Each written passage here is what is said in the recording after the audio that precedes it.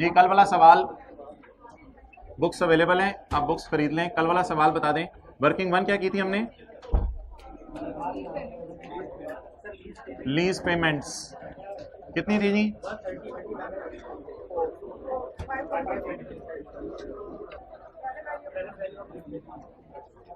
Present value of lease payments 412। ये present value type चीज है, ये प्रिंसिपल होती है। और इसके बाद इंटरेस्ट, लीज पेमेंट और present value of lease payment का डिफरेंस लेंगे। कितना आया? 108। Present value of lease payments. कल आप इंतजार करते रहे थे या उन्होंने बता दिया था एमसीक्यू खत्म हो गए जाएं? क्या हुआ था? क्या? अच्छा, और बैलेंस। अच्छा जी, हम स्टार्ट करेंगे बैलेंस से, यानी प्रिंसिपल अमाउंट पेएबल से। स्टार्ट करेंगे बैलेंस से, यानी प्रिंसिपल अमाउंट पेएबल से। 1 जनवरी 10 जी, बैलेंस 412। इस 412 के ऊपर जो है वो हम इंटरेस्ट कैलकुलेट करेंगे 31/12/10 पे खड़े होके 41। किस्त कितनी पे कर रहे थे? 130 माइनस 41 89। एक मिनट, 412 का उधार था, उसमें से 89 प्रिंसिपल के मद में पे हो गया, बकाया 323। छुट्टी अच्छी गुजरी थी? 323 छुट्टी अच्छी गुजरी, सफर में गुजरी। अच्छा, 130 इज इंस्टॉलमेंट। और अगर किसी को मैसेज करो ये एसी के विंग जरा नीचे कर दें, और वो वाला एसी भी चल नहीं रहा। अच्छा, 130 323 इंटू 10% 98 225 31/12/12 225 इंटू 10% 118। और 31/12/13 पे कितनी किस्त पे की? 12 118 ओके। अच्छा जी, बैलेंस शीट बनाना जरा मैं पहले रिवाइज करवाना चाहता हूं। कल जो बैलेंस शीट में हमने करंट और नॉन करंट की बाइफर्केशन की थी, उसको जरा रिवाइज कर लें। अगर मैं आपसे कहूं कि मैं बैलेंस शीट बनाना चाहता हूं 31/12/10 की, तो 31/12/10 की रात को 11:55 पे खड़े होके जब मैं बैलेंस शीट बनाऊंगा, तो 11:55 PM पे रात को खड़े होके जब मैं बैलेंस शीट बना रहा हूंगा, तो शाम 5 PM पर पेमेंट रेंटल की हो गई होगी। तो इसलिए बैलेंस शीट बनाने का ये रूल है कि हमारे साल की पेमेंट के नीचे लाइन लगा दो, क्योंकि हमारे साल की पेमेंट तो पे हो गई है और मुझे पेमेंट नहीं चाहिए, मुझे तो पेएबल चाहिए। बैलेंस शीट में पेमेंट जाती है या पेएबल जाता है? पेएबल जाता है। अच्छा, अब वैसे जरा आपसे एक बात कर रहा हूं, कल मैंने ज्यादा तफसील से नहीं की थी। प्रिंसिपल का ओपनिंग पेएबल कितना था? इन चारों का टोटल आपको बताया मैंने कल 412 था। प्रिंसिपल का टोटल पेएबल कितना था? 412। 412 में से इस साल कितना पे हो गया? हमारे साल का क्लोजिंग पेएबल, हमारे साल के आखिरी दिन खड़े होके कितना पेएबल एग्जिस्ट कर रहा है? इस पेएबल ने, इसके विंग्स नीचे करो बस, ठीक है जी। अच्छा ठीक है, बस ठीक है, जल्दी जरा निकलें। इस पेएबल ने जितना एक साल के अंदर पे हो जाना है उसे कहते हैं करंट, और जितना एक साल के बाद पे हो जाना है उसे कहते हैं नॉन करंट।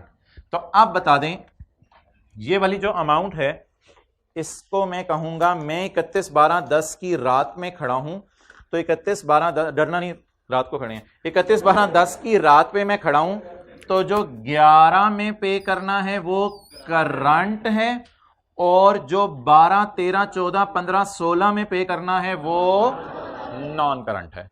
तो बैलेंस शीट बनाते हुए इसको हमने करंट पोर्शन में शो कर दिया था, 31/12/10 की बैलेंस शीट बनाते हुए इसको हमने करंट पोर्शन में शो कर दिया था और इसको नॉन करंट में शो कर दिया था। क्लियर? अच्छा, अब अगला सवाल है मेरा आपसे, बड़ा इंपॉर्टेंट, वो ये है कि इस डेटे को हम सामने रखेंगे और इस डेटे को सामने रख के अपने आप से सवाल पूछेंगे कि बैलेंस शीट में हम इंटरेस्ट पेएबल क्यों नहीं शो कर रहे थे? इन्होंने जाते हुए सवाल पूछा था बैलेंस शीट में इंटरेस्ट पेएबल क्यों नहीं शो कर रहे थे? मोहतरम एक बात सुनिएगा, कुछ चीजें होती हैं, कुछ चीजों की लायबिलिटी आप पे बनती है चीज आते ही, और कुछ चीजों की लायबिलिटी बनती है चीज इस्तेमाल करने से। मैं एक आपको मिसाल देता हूं, आपने अब्बू के पैसों से मोटरसाइकिल लिया, लेकिन अब्बू ने अजीब सी बात की, करनी नहीं चाहिए थी, कर दी, चले खैर है। अब्बू ने कहा बेटा पैसे तूने देने हैं मुझे, इसके मजदूरी कर, जो मर्जी कर, पार्ट टाइम ट्यूशन पढ़ा, जो मर्जी कर, पैसे तूने देने हैं मुझे। अब आपने बाइक खरीद ली, बाइक खरीद के चलाने लग गए। अब आप अपने कंधों पे पूरे बाइक के पैसे देने के लायबल फील करेंगे, क्यों? पूरे बाइक के पैसे देने के लायबल फील करेंगे कि यार बाइक के पैसे मैंने वाले सबको देने हैं, जो भी है बाइक के पैसे देने के लायबल फील करेंगे। बट आप उसका पेट्रोल के लिए लायबल फील नहीं करेंगे अगले 2 साल 3 साल 4 साल के लिए, जब तक के साल गुजरना जाए और आप पेट्रोल डलवा ना लें। और पेट्रोल डलवा लिया, पैसे नहीं दिए, फिर आप किसके लिए लायबल फील करेंगे? तो अब जरा बात गौर से सुनिएगा, जब मशीन आती है ना, तो मशीन आते ही हम 520 की लायबिलिटी बुक नहीं करते, हम मशीन आते ही लायबिलिटी बुक करते हैं। कल की थी right of use debit, lease liability credit, PV से एंट्री बुक की थी या टोटल 520 से, प्रेजेंट वैल्यू से? तो मशीन आते ही हम 412 के लिए लायबल फील कर रहे हैं। पहले साल के एंड पे जितना पेट्रोल डलवाया, मिसाल के तौर पे पहले साल के एंड पे 1 साल उधार इस्तेमाल किया तो 41 का इंटरेस्ट बना। ये पहले साल का पेट्रोल टाइप चीज है, 41 का इंटरेस्ट बना और पे भी कर दिया। तो किस चीज की लायबिलिटी, किस चीज की लायबिलिटी? अब ये ना कहिएगा मैं अगले साल भी बाइक चलाऊंगा और पेट्रोल डलवाऊंगा, उसके लिए भी सारे सालों की लायबिलिटी आज बुक कर लें। ऐसा नहीं होता। कुछ चीजों की लायबिलिटी फौरन बुक होती है, समझे बात को? बाइक उधार पे खरीदी, पूरी लायबिलिटी आप बुक करेंगे, लेकिन पेट्रोल की लायबिलिटी क्यों नहीं बुक करेंगे? बिजली के बिलों की लायबिलिटी क्यों नहीं बुक करेंगे? क्योंकि जब जब ये होंगे तब तक। तो इंटरेस्ट का ताल्लुक ना किसी एक खास इवेंट से नहीं है, इंटरेस्ट का ताल्लुक है वक्त के गुजरने से। तो मैंने माना कि साल के इंटरेस्ट के लिए आप लायबल फील करें 31/12/10 को, लेकिन मैंने बैलेंस शीट में इसलिए शो नहीं किया था कि 31/12/10 की रात को शाम 5 बजे ये पे भी हो गया था। तो इसलिए जो पे हो जाए वो पेएबल में नहीं जाता। जैसे अगर दिसंबर का बिजली का बिल, पाकिस्तान बहुत तरक्की कर जाए, 31 दिसंबर का बिजली का बिल 31 दिसंबर को ही आ जाए और 31 दिसंबर को ही पे कर दें, तो दिसंबर का बिजली का बिल पेएबल भी बैलेंस शीट में नजर नहीं आएगा। तो ये कोई ऐसी चीज है जो बन रही थी हमारे साल की, लेकिन साथ ही पे भी होगी। ओके, अब जी 31/12/10 की बैलेंस शीट मैंने आपको रिवाइज करवा दी। हमने क्या क्या कर लिया था इस डेटे के बुनियाद पे? हमने 2 काम कर लिए थे। नंबर 1 हमने जर्नल एंट्रीज कर ली थी, नंबर 2 हमने जो है वो क्या बना लिया था, प्रॉफिट एंड लॉस भी बना लिया था, और नंबर 2 बैलेंस शीट भी बना ली थी। आज हम इस डेटे की बुनियाद के ऊपर आगे चलने लगे हैं और इस डेटे की बुनियाद पे note to the financial statements बनाने लगे हैं। इस डेटे की बुनियाद, कल क्या बनाया था? Journal entries, profit and loss और बैलेंस शीट। आज क्या बनाने लगे हैं? Note to the financial statements. अच्छा भाई, इसको नोट्स भी कहते हैं, डिस्क्लोजर्स भी कहते हैं। आप 2 नोट बनाएंगे, 2। एक आप राइट ऑफ यूज का नोट बनाएंगे, एक आप लीज का नोट बनाएंगे। अभी मैं बनाता हूं तो फिर आपको बात समझ आएगी। ये 2 नोट आप बनाएंगे, राइट ऑफ यूज का और लीज का। यार एक बार याद रखिएगा, नोट का ना जर्नल एंट्री से ताल्लुक नहीं होता। नोट का कोई जर्नल एंट्री से ताल्लुक नहीं होता कि जर्नल एंट्री से होके आएंगी चीजें। नोट्स कई दफा डिस्क्रिप्टिव इंफॉर्मेशन भी दे रहे होते हैं, कई दफा ऐसी इंफॉर्मेशन भी दे रहे होते हैं जो जर्नल एंट्री से, ट्रायल से, मी से डिराइव नहीं हो रही होती। तो अल्लाह का शुक्र है हमारे पास जर्नल एंट्रीज नहीं है, लेकिन फिर भी हम नोट बना लेंगे। कल जर्नल एंट्रीज व्हाइट बोर्ड पे मैंने नहीं लिखी है, फिर भी हम नोट बना लेंगे। अच्छा जी, ऑर्गेनाइजेशन का नाम लिखा हुआ कोई? ये सवाल बुक में है ना, अब तो मैं बुक खोल लेता हूं। बुक का page number 521, Mushtaba textile limited, Mushtaba textile limited, note to the financial statements for year. अच्छा, नोट्स के साथ ना फॉर ईयर एंडेड लगता है, एज ऑन नहीं लगता। फॉर ईयर एंडेड में सिर्फ 1 साल का भी नोट बनाने लगा हूं। 31 दिसंबर 2010। अच्छा, एक नोट तो बनेगा राइट ऑफ यूज जैसा, राइट ऑफ यूज का। राइट ऑफ यूज का नोट क्या बनेगा जी? मिसाल के तौर पे मैं कहता हूं नोट नंबर 10 इसका नंबर है। आपने देखा था फाइनेंशियल स्टेटमेंट्स में जो बैलेंस शीट में दिखाता था, सारे नोट्स के सामने नंबर लिखे होते थे। तो नोट नंबर 10 इसका मिसाल के तौर पे नंबर है और इसका नाम है राइट ऑफ। ओ भाईजान धमाका, कुछ भी नहीं है। या IAS 38 में जो नोट नहीं बनाया हुआ, ग्रॉस कैरिंग अमाउंट और अकमुलेटेड अमोर्टाइजेशन वाला, ये वो वाला नोट है। वो वाला नोट बनाने बस खत्म। आप बता दें 31/12/10 को ग्रॉस कैरिंग अमाउंट, क्या ये एसेट लीज में हमने इस साल लिया या पिछले साल भी था हमारे पास? इस साल लिया। आपको पता है यकम जनवरी 10 की सुबह 3-4 बजे तहज्जुद के टाइम पे ये एसेट हमारे पास नहीं था। हमने तो फजर के बाद का भी वेट किया, इशराक की नमाज भी गुजर गई, चाश्त की नमाज का टाइम आया, 9-10 बजे हमने जाके बैंक से जाके जो है वो ये एसेट उस वक्त लीज पे लिया। तो इसका मतलब है 31/12/10 का ओपनिंग का मतलब है यकम जनवरी 10 की सुबह। तो यकम जनवरी 10 की सुबह ये एसेट हमारे पास नहीं था। क्या इस साल हमने लिया एसेट? पहली एंट्री देखें, जनरल एंट्री जो कल की थी, राइट ऑफ यूज डेबिट, यानी कि what is the cost of right of use. Asset को प्रिंसिपल अमाउंट पे बुक करते हैं या एसेट को इंटरेस्ट डाल के बुक करते हैं? प्रिंसिपल अमाउंट पे बुक करते हैं। ठीक है जी। यार कहीं ना ये ना कीजिएगा कि इंटरेस्ट को भी एसेट की कॉस्ट में डाला हो। IAS 23 किसी के दिमाग पे अगर चढ़ा हुआ है ना, तो IAS 23 कहता था एसेट को क्वालिफाइंग एसेट, एसेट काबिल इस्तेमाल हालत में लाते लाते अरसा लग गया। ये गाड़ी मिलते ही काबिल इस्तेमाल हालत में होती है, ये मशीन मिलते ही काबिल इस्तेमाल हालत में होती है। IAS 23 को इससे मिक्स नहीं करना। एसेट किस पे रिकॉर्ड किया था? पीवी पे किया था या टोटल एलपी पे किया था? पीवी पे किया था रिकॉर्ड। तो कल वाली पहली एंट्री देखें, ROU कितने से डेबिट मारा हुआ है? 400। वो वाला 412 जो है वो इधर डालें, ये 412 हो गया। आप बता दें हमारे पास क्लोजिंग में भी यही वाला पड़ा हुआ है, तो 412। अच्छा आगे चलें, अकमुलेटेड डेप्रिसिएशन। अकमुलेटेड डेप्रिसिएशन ओपनिंग, अगर ओपनिंग कॉस्ट नहीं तो ओपनिंग अकमुलेटेड डेप्रिसिएशन भी नहीं। अच्छा जी, डेप्रिसिएशन फॉर द ईयर, किसी को याद हो पहले साल की डेप्रिसिएशन कितनी निकाली थी? 103, और यही मेरी क्लोजिंग अकमुलेटेड जी 103, और ये वो बीवी है जिस पे बैलेंस शीट में एसेट को शो किया था। देख लें पहले साल के एंड पे बैलेंस शीट में 309 पे नजर आ रहे हैं।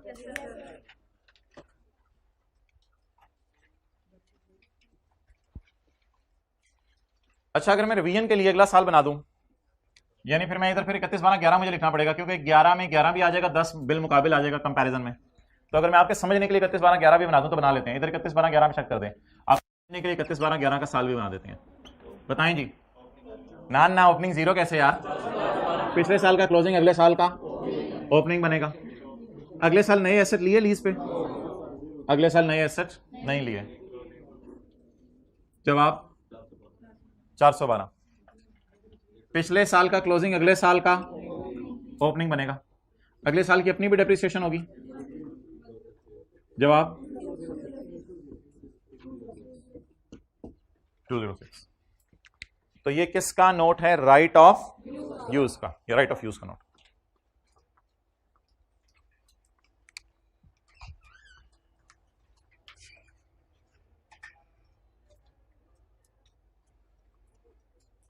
अगर किसी को नजर नहीं आ रहा ना आखिरी रो में से, तो 3 बंदे आराम से एडजस्ट हो सकते हैं, तीनों में आना है, आ जाओ।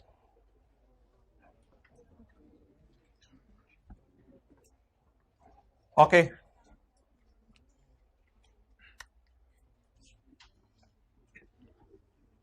अब जी मैं यहां जगह निकाल के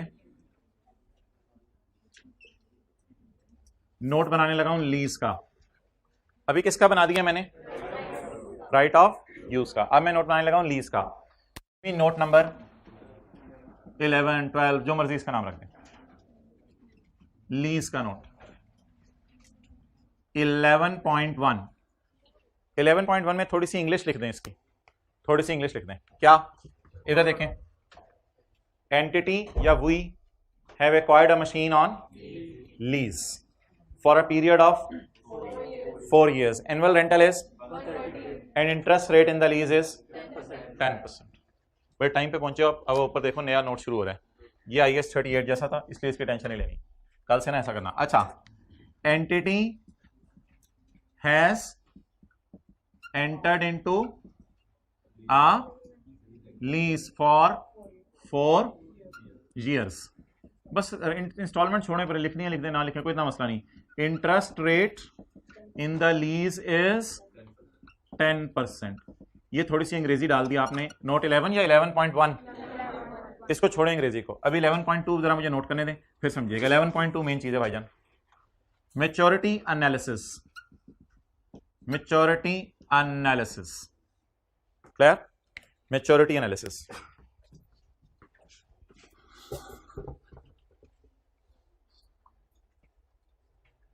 बैग आ गया, इसमें देखो पेन पड़ा होगा, दूसरी क्लास में कोई टीए बैठे, हाथ खड़ा करें। यार अब्दुल्ला वो पेन नहीं आपने लाके दिया, शायद उधर उसके ऊपर पड़ा था, सोफे के ऊपर। अच्छा मुझे ये बताएं कि आप हजरात कहते हैं कि जी मैंने शुरू किया है सीए, तो ईयर 1, ईयर 2, ईयर 3, ईयर 4, बात क्या है?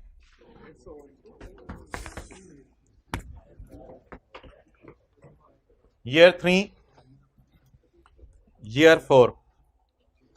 अच्छा वो दिन जहन में लाएं जैसे अब्बू लाए थे बेटे को, पुत्र चल चलिए, अब्बू नहीं मैं नहीं जाना, चल चल। अच्छा अब्बू ने लाके सीए में डाला, तो अब्बू ने मैच्योरिटी एनालिसिस बनाया होगा। अब्बू का लेवल देखें, अब्बू ने क्या बनाया होगा? Maturity analysis. मैच्योरिटी एनालिसिस क्या होता है? अब्बू ने आके एडमिशन ऑफिस में पूछा होगा, उन्होंने कहा होगा जी पहले साल आपका खर्चा आएगा जनाब कुछ 3 सब्जेक्ट लगा लो, 20,000 एक सब्जेक्ट का लगा लो, तो 6 महीने में 3 सब्जेक्ट 60,000 ये हो गए, और फिर 1,20,000 आएगा आपका डाल डुल के जी 1,30,000 आपका खर्चा आएगा पहले साल में। ये अब्बू बना रहे होंगे मैच्योरिटी एनालिसिस, ठीक है, कि कैसे कैसे पैसे मैंने खर्च करने हैं, इन्वेस्ट करने हैं अपने बच्चे के ऊपर, मेरा चांद, मेरा तारा। अच्छा और फिर जो है वो आपके इंशाल्लाह 7-8 पेपर निकल जाएंगे पहले साल में। अच्छा फिर इंशाल्लाह फिर उसके बाद अब्बू को बताया होगा जी भाई ये दूसरे साल में भी आपका इतना ही खर्चा होना है, उसके बाद तो आर्टिकल शुरू हो जाने, फिर इसको मिलने शुरू हो जाने हैं। तो 1,30,000 1,30,000 यानी हर साल का मैच्योरिटी एनालिसिस, इसको आप बजटिंग भी कह सकते हैं। यानी जहन में रखना, इससे फायदा क्या होगा वालिद साहब को कि डिसीजन लेने में आसान होगा, बच्चे को डालना नहीं डालना अलग बात है। इससे फायदा ये होगा वालिद साहब को कि वालिद साहब को कैश की प्लानिंग करनी आसान हो जाएगी, कैश की प्लानिंग करनी आसान हो जाएगी, ठीक है, कि ईयर वाइज आपका कितना खर्चा होना है अगर ये शुरू में पता चल जाए तो पैसों को अरेंज करना क्या हो जाता है, आसान हो जाता है। इस तरह का एक डिस्क्लोजर हमने बनाया करना है।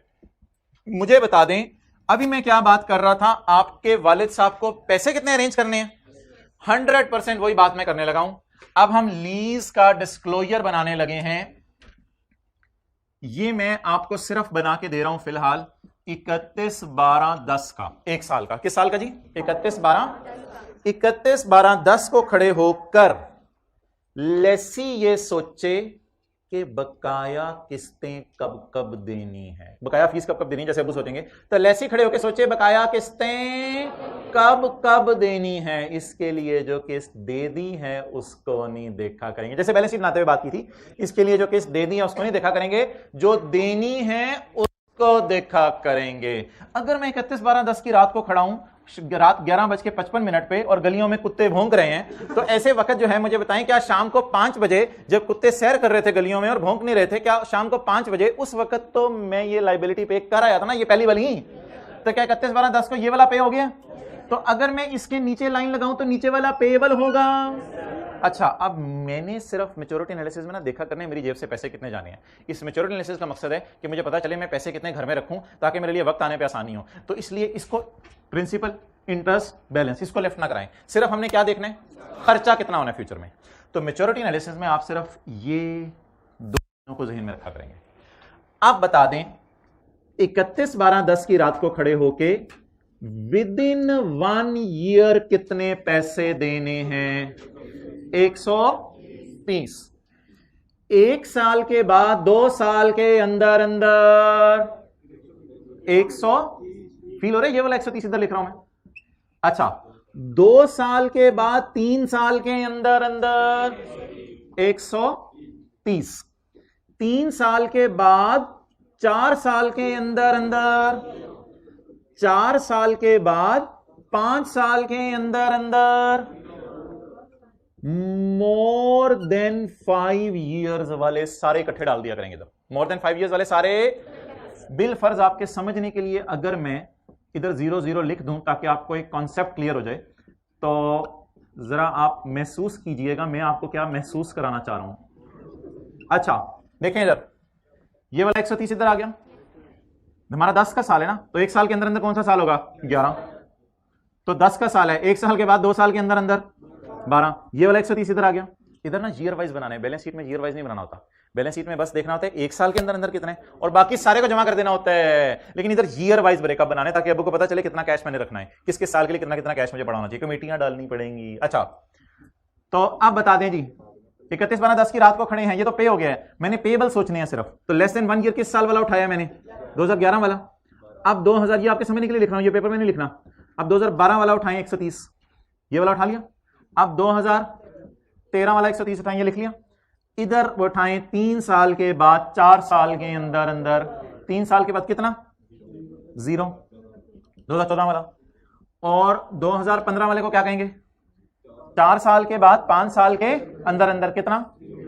और उसके बाद 2016, 17, 18, पता नहीं, हो सकते 25 साल की लीज हो, उन सबको उठा के मोर देन 5 इयर्स में डाल देंगे। बाकी पैसों की टेंशन ना लें, वो वक्त आने पे देखे जाएंगे। बाकी पैसों का ईयर वाइज ब्रेकअप देते रहेंगे, तो यही करते रहेंगे, शीटें ही लेते रहेंगे। तो फॉर्मेट क्या बना, बता दें इसका? Less than 1 to 2 to 3 to 4 to 5 years. और फिर उसके बाद अगले, अगर कोई बहुत ही लंबी लीज में आपने हाथ डाल दिया है तो फिर मोर देन 5 इयर्स। लेकिन इंशाल्लाह आपके तो 5 इयर्स के अंदर अंदर हो जाएगा। तो अगर बहुत ही लंबी लीज में हाथ डाल दिया तो more than 5 years, more than 5 years. Clear? तो ये है, अगर आप साल पहली दफा नोट कर लें, लेकिन पेपर में नोट नहीं किया करना है। पेपर में मैं 10 में खड़ा हूं तो 1 साल के अंदर अंदर कौन सा साल आएगा? 11 एंड सो ऑन। लेकिन ये मैं मिटा रहा हूं। अच्छा जी, इसका टोटल करा दें 300। लेकिन यार पेपर में कहां तक बनाने हैं? यहां ना, पेपर में अगर ज्यादा डेटा नहीं है तो वो यहां बना के ब्रेक लगा दें, कोई मसला नहीं। पेपर में यहां तक बनाना है। लेकिन आने वाले दिनों के लिए अगर कभी ज्यादा बनाना पड़ा तो फिर फॉर्मेट ये वाला होगा।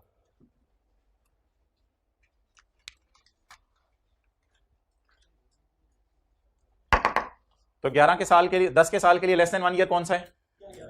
11। 10 के साल के लिए 1 to 2 इयर्स 12।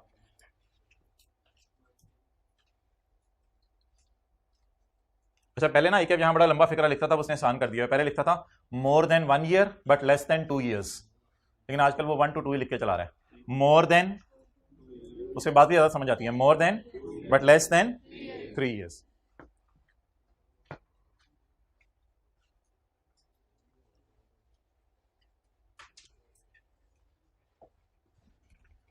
इसका नाम बता, बोले क्या है? Maturity analysis. बल्कि इसके साथ थोड़ा सा डैश डाल के लिख लें, कॉन्ट्रैक्चुअल कैश फ्लोज लिखें। Contractual cash flows. Contractual cash flows क्या मतलब? कॉन्ट्रैक्ट में लिखी हुई कैश फ्लोज। कैश तो 130 जाना है ना, तो मैच्योरिटी के आगे डैश डाल के लिख लें कॉन्ट्रैक्चुअल कैश फ्लोज।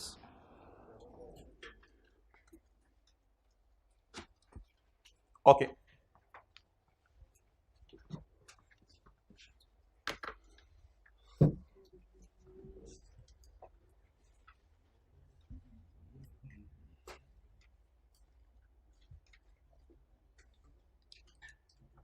अच्छा जी, कल आपसे क्या बात हुई थी? इधर आओ, कैमरा ले आओ इधर।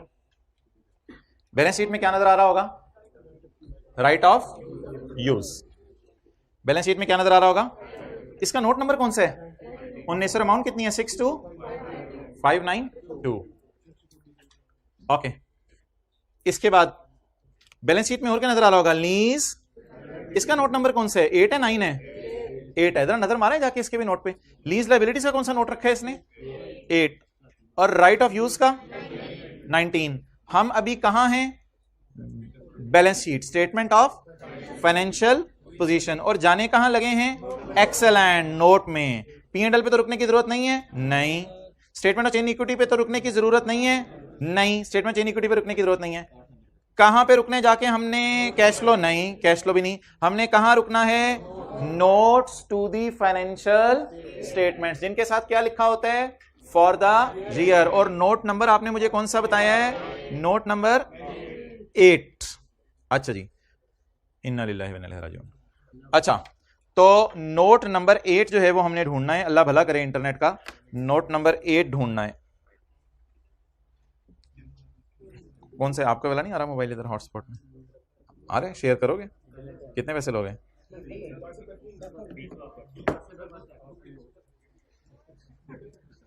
अच्छा, बुक दे दें।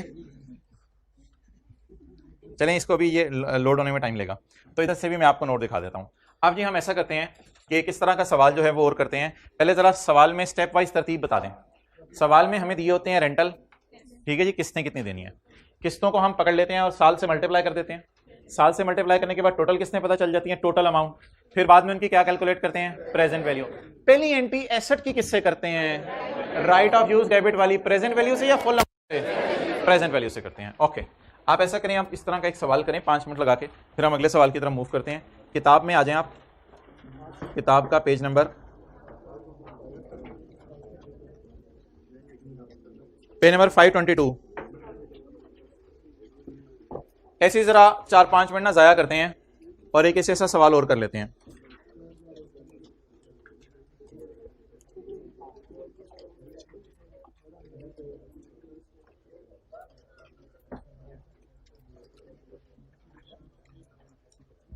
Page number 522 of book. Online में मैंने लीज के पूरे चैप्टर के नोट्स अटैच कर दूंगा, फिलहाल जो है वो इधर अटेंटिव रहें। अलीज व साइंड ऑन यकम जनवरी 11 कितने साल के लिए? सालाना किराया payable in fair value of the equipment is the interest rate छुपा हुआ इन द लीज इज। चलें जी, अब आप हजरात इस कैलकुलेटर पकड़ें और मुझे फिगर्स निकलवाते रहें। नहीं, पहले प्रेजेंट वैल्यू नहीं मेरे भाई, पहले मुझे बताओ लीज पेमेंट्स कितनी है? 10,000 की कितनी किस्तें? 50,000। अब मुझे प्रेजेंट वैल्यू चाहिए किस दिन खड़े होके? यकम जनवरी 11 को खड़े होके। 10,000 कितने साल तक आएगा? 5 साल तक। 1 माइनस 1.16 5 साल तक आएगा। तो कितने नंबर ऑफ 10,000 होंगे? 5 नंबर ऑफ 10,000 होंगे। तो रेज़ टू पावर -5 मैंने बताया था नंबर ऑफ पेमेंट्स लिया करेंगे, डिवाइडेड बाय 0.16। यार अटेंटिव हैं आप लोग सारे, इधर देखें कितना। ये भाईजान बात हमारी बहस अलग है, किसी दिन करेंगे कि ये जो प्रेजेंट वैल्यू आती है ये एसेट की फेयर वैल्यू के बराबर आ जाती है, ये बात फिलहाल नहीं करनी। अच्छा जी, आप बता दें इंटरेस्ट कितना बनेगा? 50,000 टोटल है, तो 32743 माइनस किया 17257। ओके, अब आप हजरात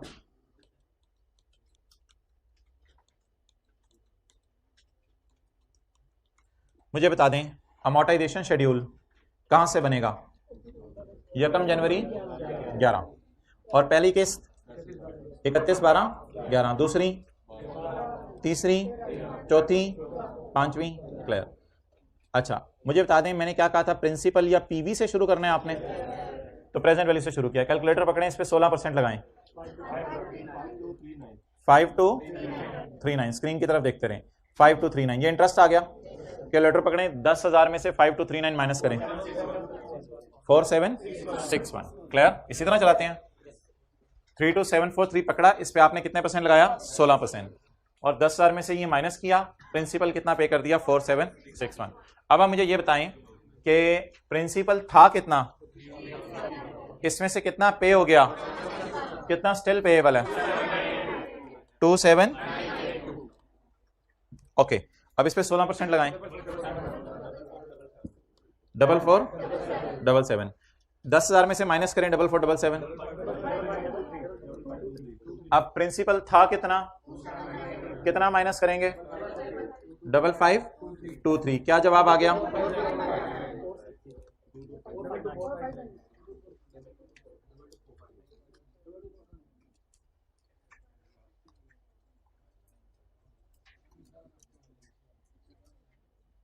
नेक्स्ट,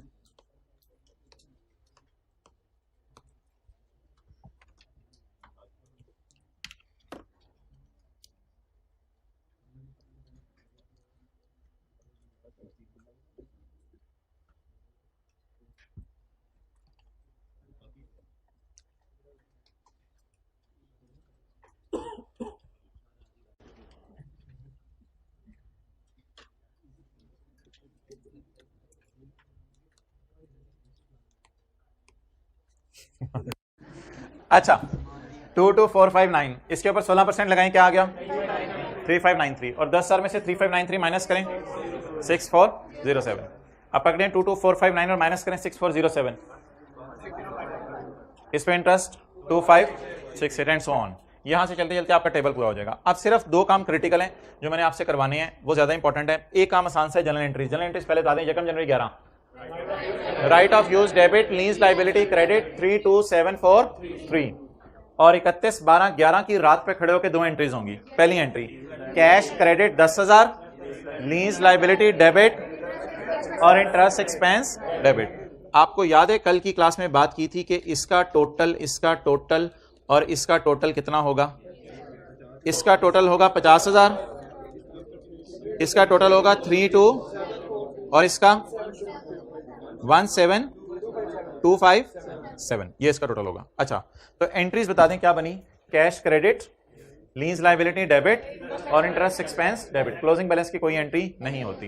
एक एंट्री और होगी, वो होगी depreciation debit, accumulated depreciation credit. वो होगी 32743 की कॉस्ट को पकड़ के डिवाइडेड बाय 5 इयर्स, क्लियर? अच्छा जी, ये एंट्रीज होगी। अब आप मुझे सिर्फ ऐसा करें, आप मुझे 31/12/12 की बैलेंस शीट और 31/12/12 का मेच्योरिटी एनालिसिस बना दें। पहले 31/12/12 की बैलेंस शीट बनाएं, जल्दी करें।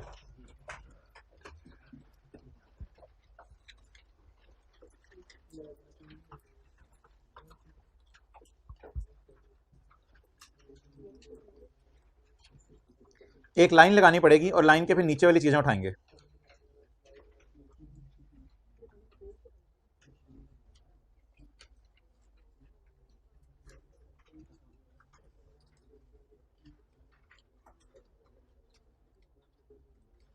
किस साल की बैलेंस शीट? देखते हैं कौन पहले बनाता है।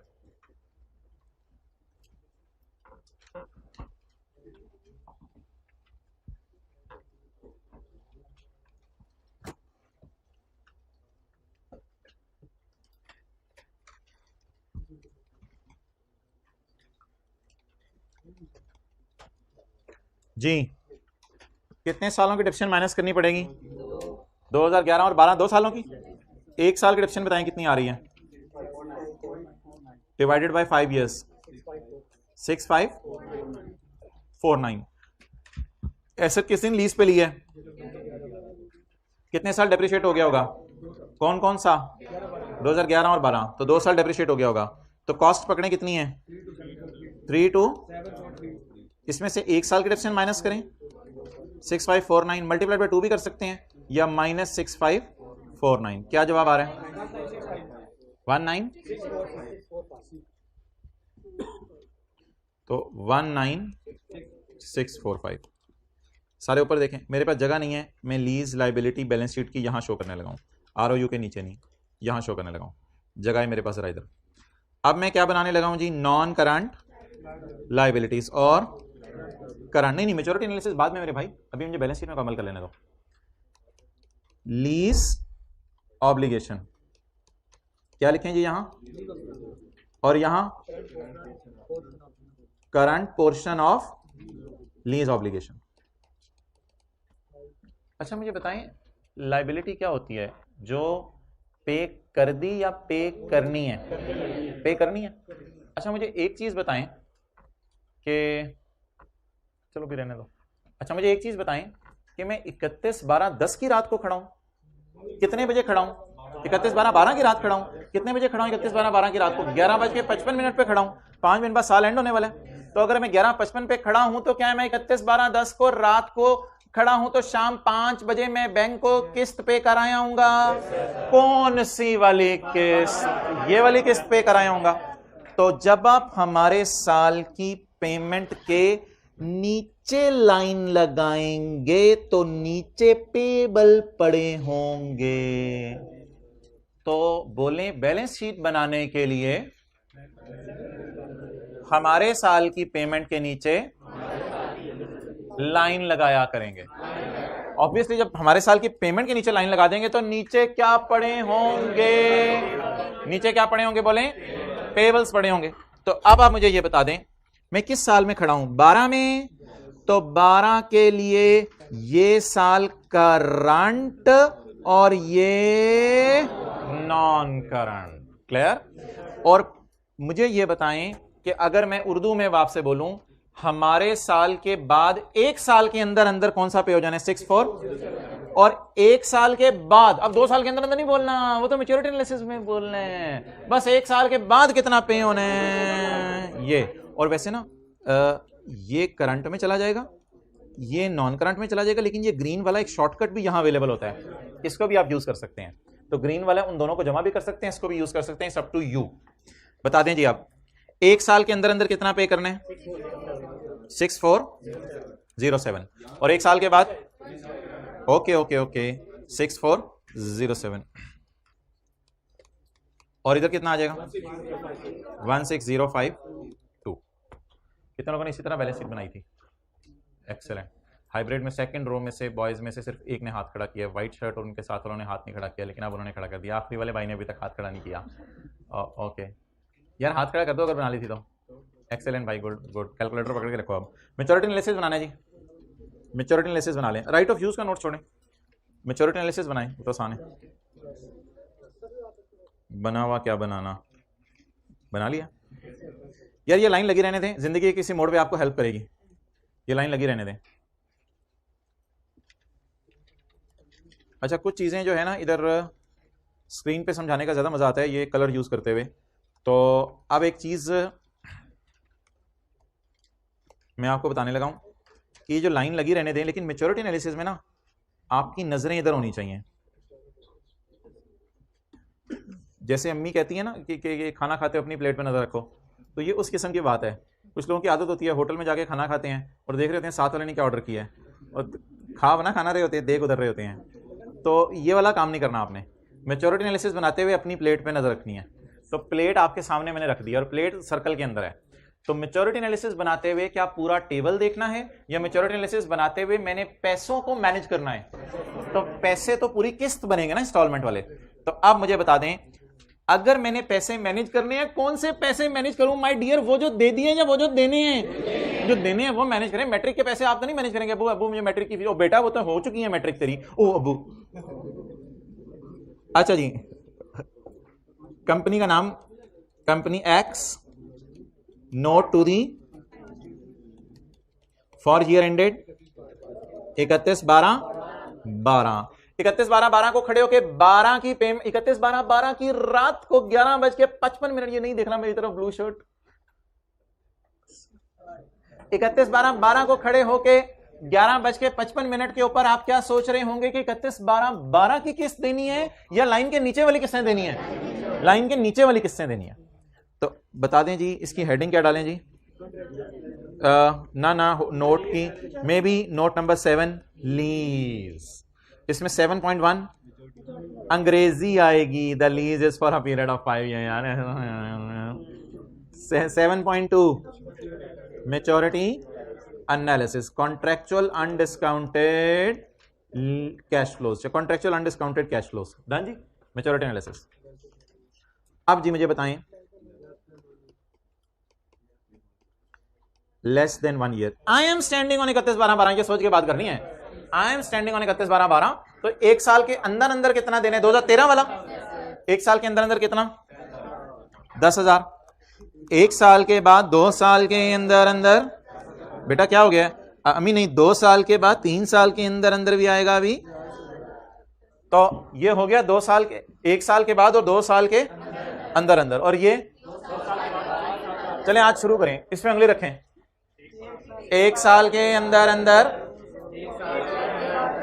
उंगली इधर ही है अभी, इधर बोलें। 1 साल के बाद 2 साल के अंदर अंदर, ओके 2 to 3 years। आगे 3 to 4, 4 to 5 लेके रोब नहीं डालना पेपर में। अबू 30,000 और मैनेज करें अगले 3 सालों में। बेटा कैसे? अबू 1 साल के अंदर अंदर 10,000, अबू 1 साल के बाद 2 साल के अंदर अंदर 10,000, अबू 2 साल के बाद 3 साल के अंदर अंदर 10,000। बेटा और कोई नहीं लगवाएगा अटेम्प्ट? नहीं अबू, इंशाल्लाह ये सारा अभी साथ साथ होता रहेगा, टेंशन नहीं लेनी आपने। दूसरी दफा किसी को खुदा ना खासा लगानी पड़ती है तो 500 रुपए के लेक्चर मिल रहे होते हैं। 500 रुपए या 200 रुपए आ गए हैं। अच्छा, किसके 500 रुपए डूब गए दे के कभी? अच्छा आजकल फ्री हो गए हैं। अच्छा रमजान, ओके। अच्छा अब तो शायद नाम भी वो लोग देने लग गए हैं अपने पूरे, नीचे नाम नंबर सब। ओके चलें जी। और वो टीचर्स को बच्चे मैसेज करते हैं, सर इस तरह मैं आपके लेक्चर जरा देख रहा हूँ तो आप बता दें, कोई सीरियसली मैसेज आते हैं। अच्छा क्वेश्चन नंबर 3, बस क्वेश्चन नंबर 3 जी शुरू करें।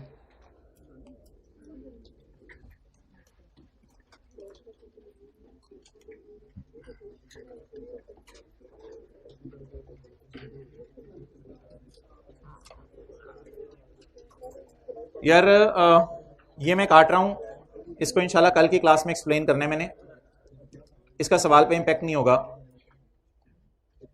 इसका सवाल पे इम्पैक्ट नहीं होगा। नहीं डिडक्शन भी मैं 3 साल पे करूंगा, इसका सवाल पे इम्पैक्ट नहीं होगा इंशाल्लाह। कल इस पे ना पूरी बहस है, क्योंकि देखे ना आपको याद होगा इंटेंजिबल्स में एक मुकम्मल बहस हुई थी, लीगल लाइफ यूज फॉर, इस स्टैंडर्ड में भी एक मुकम्मल बहस है। तो उस बहस में मैं अभी नहीं जाना चाह रहा, फिलहाल मैं आपको ये सवाल करवाना चाह रहा हूँ, क्योंकि हमने एंड पे आखिरी 10 मिनट IAS 41 रिवाइज करना है। ऑन यकम जनवरी 2012 BTL acquired a machine on lease from a bank. BTL कौन होगा? लेसी होगा। Details of the lease are as follows. अगर मशीन पैसे देके ले ली जाए तो कितने की है वैसे? 84611, लेकिन हमने पैसे देके लेना पसंद किया या किस्तें बनवाई? किस्तें बनवाई। लीज की मुद्दत कितनी तय करवाई? किस्तें 20,000।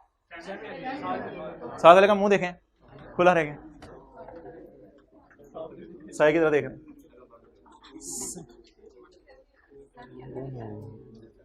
भाई अगर एनुअल होती तो 20,000 की 3 किस्तें बनती, फिर तो 20,000 की 3 किस्तें बनती हो तो 60,000 बनती। तो हमने किस्तें सालाना नहीं कराई, हमने किस्तें 6 माहाना कराई हैं, यानी 6 माह बाद हम किस्त दिया करेंगे। कोई लफ्ज बोल रहा था इधर कोई बंदा 6 माह के लिए, सेमाई माई। अच्छा तो instalment of 20,000 is to be paid on होने लगी है गेम। तो semi annually in arrears on 30 June and 31 December. पहली किस्त का पे होगी 30 जून को और अगली 31 दिसंबर को। तो यकम जनवरी 12 है, पहली किस्त का पे होगी, बात कर ली इधर देखें, यकम जनवरी 12 पहली किस्त का पे होगी, 30 जून 12, दूसरी 31 12 12। साल में कितनी किस्तें पे होंगी? 2। फिर अगली किस्त का पे होगी 30 जून 13 और 31 दिसंबर 13, और फिर 30 जून 14 और 31 दिसंबर 14। फिर लीज की मुद्दत खत्म हो जाएगी। यूजफुल लाइफ इसकी कल देखेंगे हम। The interest rate super in the lease is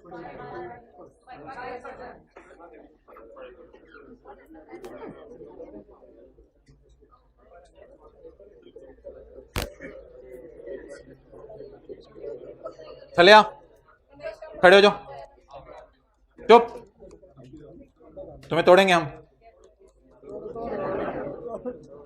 तो भाई लिख लें, अगर किस्त सेमी एनुअल होगी तो रेट भी सेमी एनुअल यूज होगा। पहली बात ये लिखें आज के लिए, अगर किस्त सेमी एनुअल होगी तो इंटरेस्ट रेट भी सेमी एनुअल यूज करेंगे।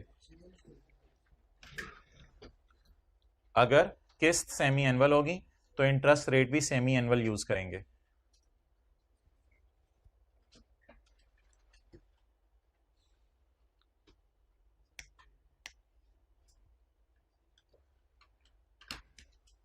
चलें जी, रेट तो पर है ना मैंने, तो फिर इसको किस पे हम ले आए? सेमी एनुअल पे।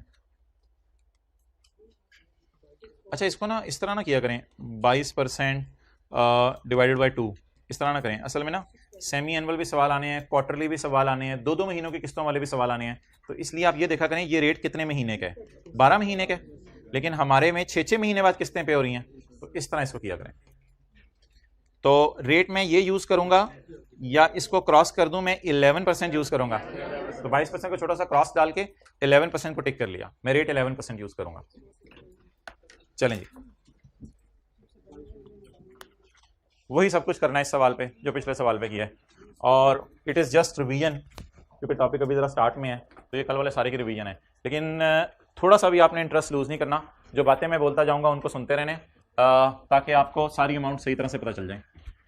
जी वर्किंग वन बता दें क्या थी? Lease payments.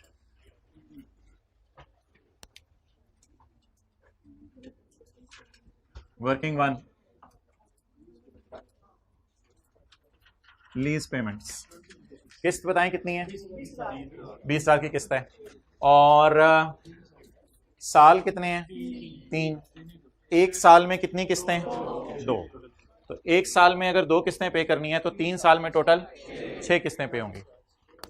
तो 20,000 6 दफा पे करेंगे, 20,000 6 दफा पे करेंगे, 1,20,000। अब क्या निकालनी है जी? प्रेजेंट वैल्यू ऑफ ऑन यकम जनवरी 12, यकम जनवरी 12 निकाल लें प्रेजेंट वैल्यू। ये मुख्तलिफ किस्म के जवाब आ रहे हैं ये।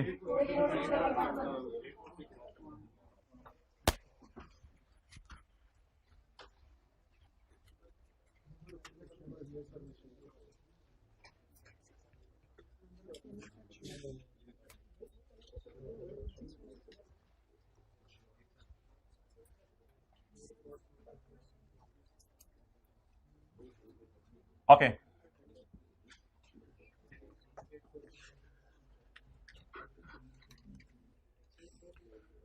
बारह 13 14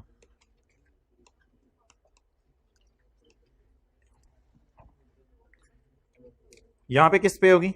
यहां पे होगी 30 जून को होगी, 31 दिसंबर को होगी, 30 जून को होगी और 31 दिसंबर को होगी।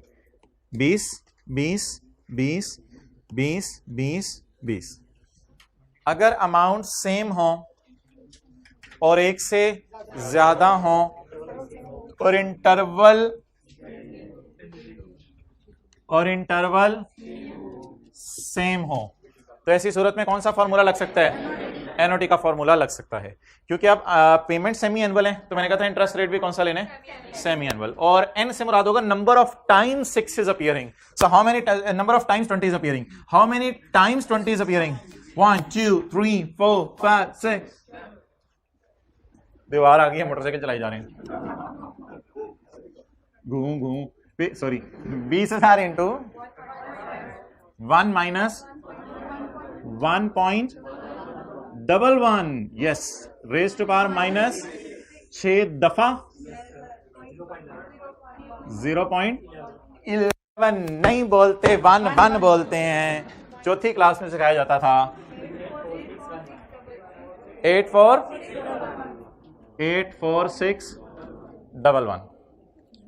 कोई बच्चा एक फिक्रा बोले जो मैं इस 84611 को और 84611 को कंपेयर करके बोलूं।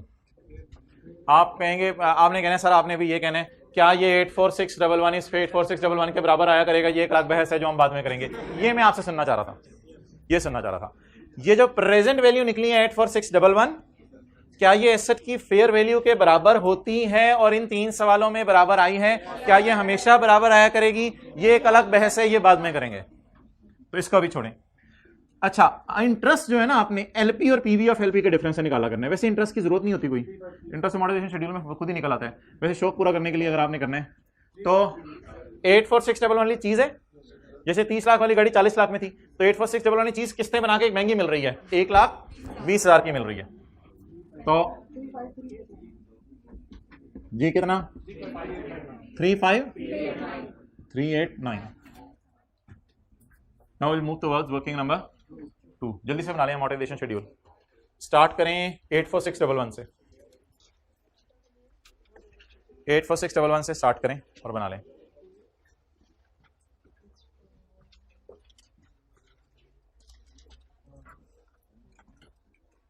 अगले दफे बना हुआ है ना कर यार, कसम से नो बना ले यार।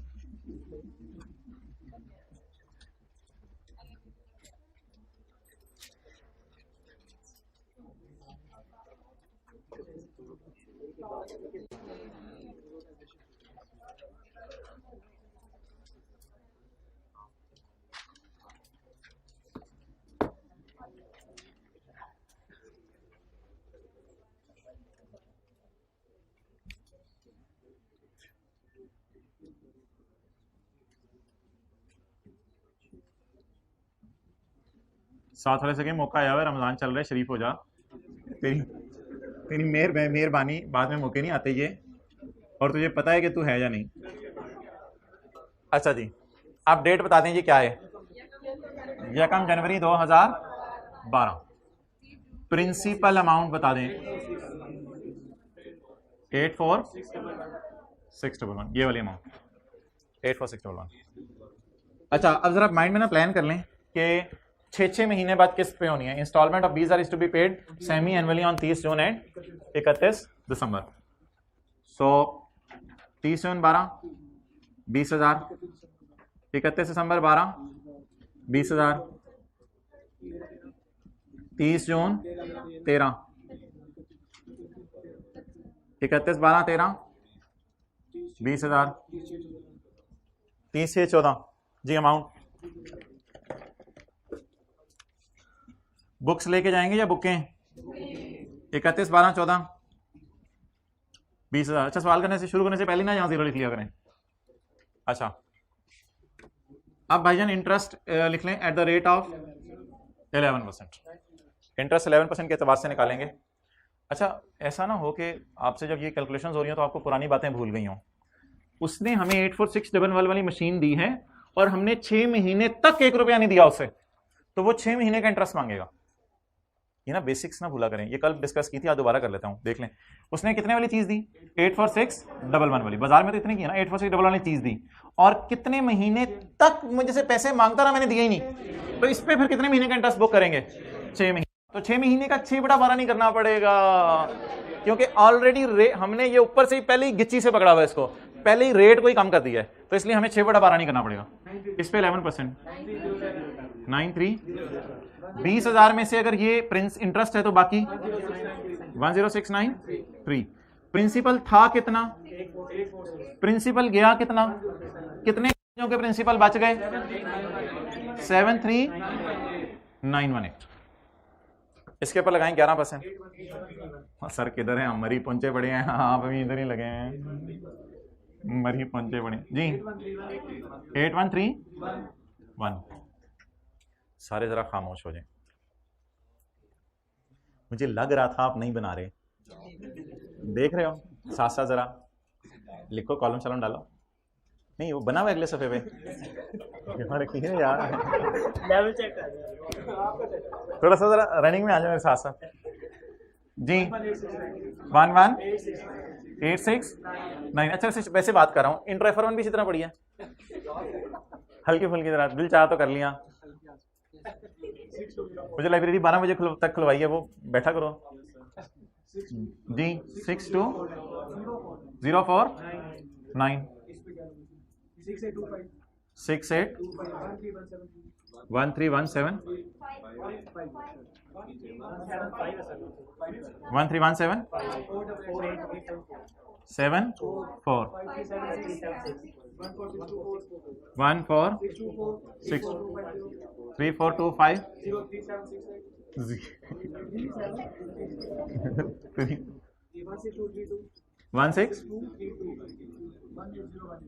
18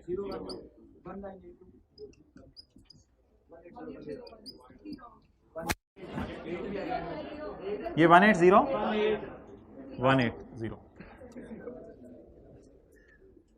बिल्कुल हीरो की। चलें, ईयर एंड 31/12/12 31/12/12 की जनरल एंट्रीज करते हैं। सवाल के रिक्वायरमेंट छोड़ें। 1 जनवरी 12 एसेट आ गया और हम लेसर की तरफ अपने आप को गाड़ी और पेट्रोल दोनों के लिए लायबल फील करें, अपने आप को सिर्फ मशीन की प्रेजेंट वैल्यू के लिए लायबल फील करें, क्योंकि आपको पता है लोन भी मैंने कहा था प्रिंसिपल अमाउंट पे बुक होता है, इंटरेस्ट 60 डाल के बुक नहीं होता, तो इसलिए प्रिंसिपल अमाउंट पे बुक करें। 84,611। अच्छा यार, एक चीज बताएं, एक मिनट, एक चीज अलग से पूछ रहा हूं।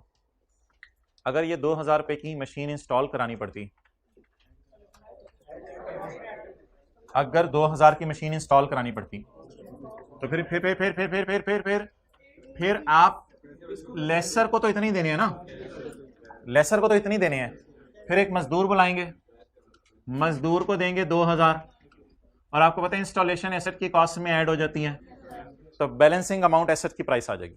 अगर क्या करानी पड़ती 2,000 की इंस्टॉलेशन, तो एसेट रिकॉर्ड होता लेकिन ये तो हमारे सवाल में है ही नहीं 2000 की इंस्टॉलेशन, इसलिए इसको फारिग करें। बहरहाल लीज लाइबिलिटी के आगे पीवी लिख लें, ये आपको जिंदगी के मुख्तलिफ मोड़ों पे हेल्प करेगा। इंस्टॉलेशन वगैरह चीज़ें फटे आनी है, तो इसलिए जो अमाउंट जिस पे बुक करनी है ना वो लिखते जाए साथ साथ, वरना ये चीज़ें मसला डालेंगी। मैं इधर जानबूझ के चीज़ें लिख रहा हूँ साथ साथ पीवी, क्योंकि फिर आने वाले दिनों के अंदर जब चीज़ें ज़्यादा आएंगी तो फिर आप पूछा करेंगे किस चीज़ को कहाँ से शुरू करना है। इसके साथ भी पीवी लिख लें फिर आज। और राइट ऑफ यूज़ फिर अभी उतना ही है क्योंकि और कुछ नहीं हुआ। 84611 30 जून 12 पहली किस्त पे होगी। Cash credit 20,000, lease liability 10693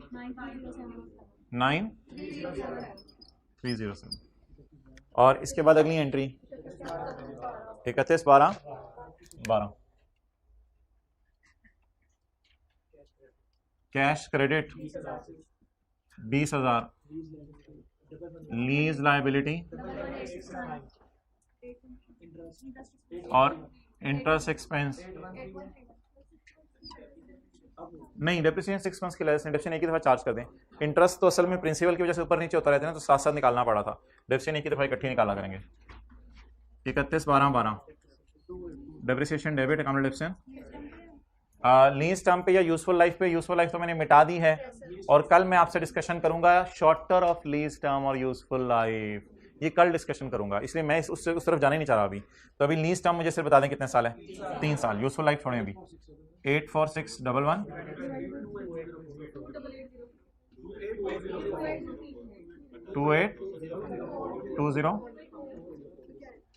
2820 okay, ये पहले साल की एंट्रीज हो गई। दूसरा साल एंड 31/12 ईयर एंड 31/12/13 जी मातरम। पहले एसेट लीज पे लेंगे नहीं लेंगे? अच्छा इधर देखें, पहले साल के पहले दिन एसेट लीज पे लिया था, छठे महीने के एंड पे किराया दिया, 12वें महीने के एंड पे किराया दिया और 12वें महीने के एंड पे पता चला एसेट 12 महीने डिप्रिशिएट कर गया। अब अगली एंट्री एज इट इज 30/13 बोलें जी। 20,000 13,175 6825 31/12/13 lease liability debit, interest expense debit जी। लीज लाइबिलिटी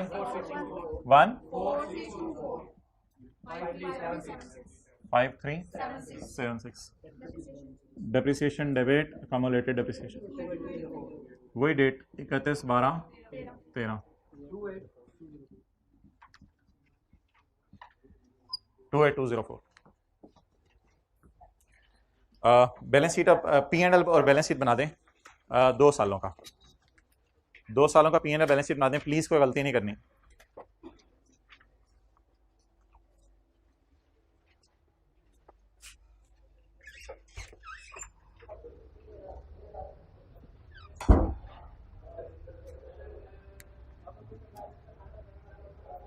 दानिश ने बताया इस कमरे में एसी लगाना है आज ग्राउंड में, शुरू में लगाना पहले।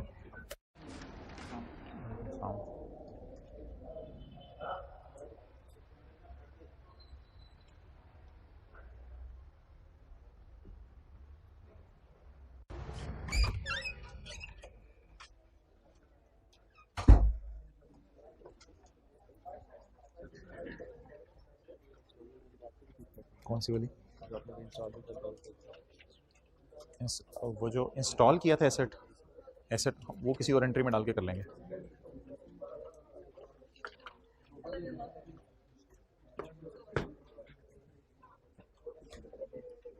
ओके भाई पूछ रहे थे एसेट इंस्टॉल करने वाली बात दोबारा बता दें, वो इंशाल्लाह हम अगले किसी सवाल में डाल के कर लेंगे बात। अच्छा जी, डेप्रिसिएशन की फिगर याद रख लें 28204 और बाकी मैं फिर मिटाने लगा क्योंकि जनरल एंट्रीज की जरूरत नहीं है for the purpose of preparing balance sheet.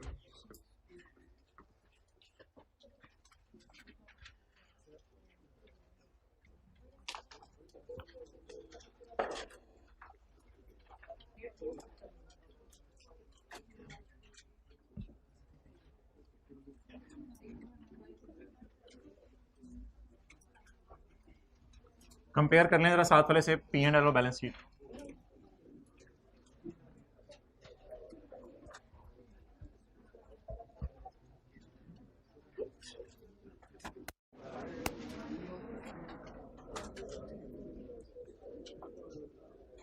Okay, organisation का नाम BTL, statement of comprehensive income for year ended 31/12/13 कर लें, ताकि फिर 13 और 12 दोनों की बना लें। पहले जरा 12 की बना लेते हैं। 31/12/12। डेप्रिसिएशन एक्सपेंस कितने?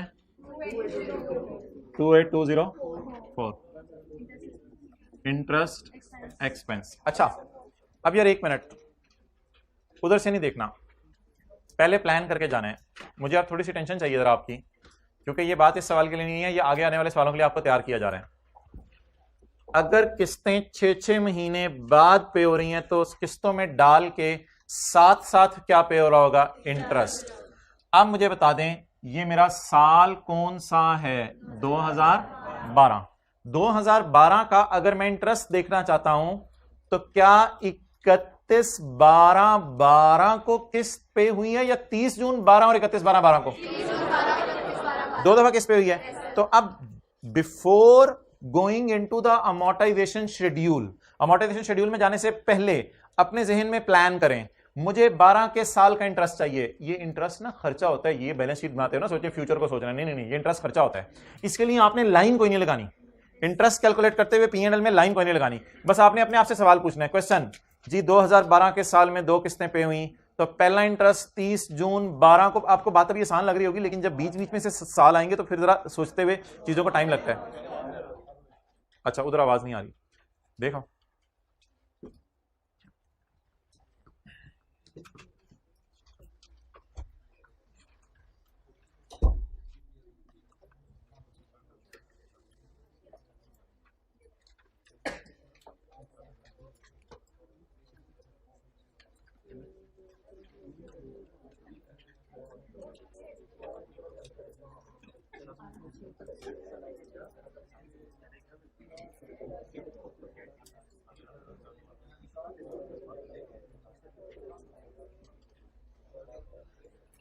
हाँ जी, आगे आवाज ओके आ रही है आवाज, तो हाथ खड़ा कर दें, ठीक है। अच्छा, अब मुझे ये बताएं कि 31/12/12 के साल में किस्त कितनी दफा पे होगी? 2 दफा, 30 जून 12 को और 31/12। तो 30 जून 12 और 31/12/12 पे उंगली रखनी है। 30 जून 12 और 31/12/12 पे उंगली रख के ये आपका इंटरेस्ट है, ये पूरे साल में बुक होगा। भाई जो बातें मैं कर रहा हूं प्लीज, चाहे आपको आसान महसूस हो, गौर से समझनी है ताकि आने वाले दिनों में कोई मसला ना आए। जी 14438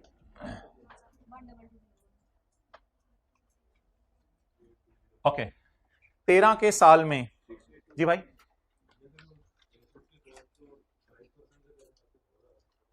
नहीं नहीं नहीं 22% तो करना ही नहीं ना आपने। क्या चीज? ना ना ना, वो उस तरह निकलेगी नहीं, क्योंकि 22% से तब होगा जब बीच में कोई किस्त पे ना हुई होती। जब वो पे हो जाती है बीच में तो फिर आप वो लगा नहीं सकते, फिर गलत रिजल्ट देगा। बीच में पेमेंट होगी ना। अच्छा, तो अब आप मुझे बताएं अगला सवाल मेरा कि क्या मैं ये कह सकता हूं कि 13 के साल में 2 किस्तें पे होंगी? शेड्यूल देखे बगैर तारीखें बताएं। सेमी एनुअल 30 जून 13 और 31/12/13, तो 30 जून 13 और 31/12/13 को हमारी किस्तें पे होंगी। तो इसका मतलब है अब 30 जून 13 और 31/12/13 कोई लाइन लगाने की जरूरत नहीं है, यहां पे आकर मैं उंगली रखूं और ये मैं इंटरेस्ट बुक कर लूं। ये मेरा इंटरेस्ट बनता है 6825 और 531221। That is all. Now statement of